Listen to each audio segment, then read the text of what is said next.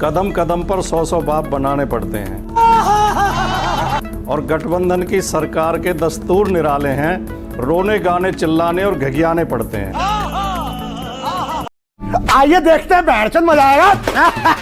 ये कुमार भाटी जी कुछ कहना चाह रहे हैं। मैं तो जब टीडीपी के भाई बोल रहे थे तो मैं तो ये कहना चाह रहा था कि जो हमने विषय उठाए उनमें तो कोई छुआ ही नहीं उन्होंने। वो तो ये कहते रहे कि सरकार चलेगी, 5 साल चलेगी। ये तो हम भी शुभकामना दे रहे हैं आपको। देश की सरकार किसी की भी हो स्थायी रहनी चाहिए। जल्दी जल्दी सरकारों को बदलना देश के लिए हित में नहीं है।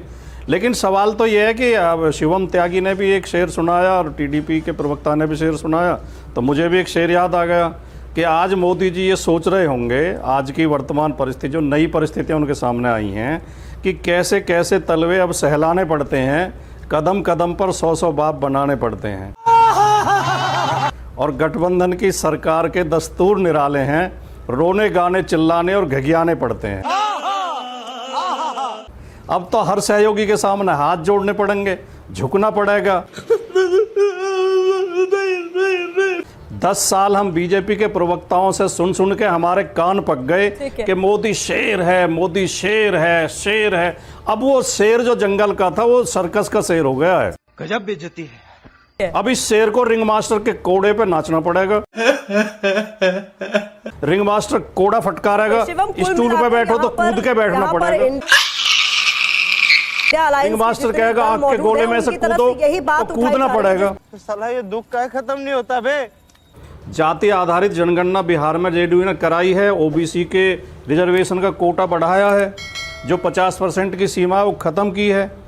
इन 4-5 मुद्दों पर जो एनडीए की सरकार बनने जा रही है, जिसके एक असहाय प्रधानमंत्री पहली बार मोदी जी होंगे। पहली बार मोदी जी को अनुभव होगा कि सहयोगियों का भी कोई महत्व होता है।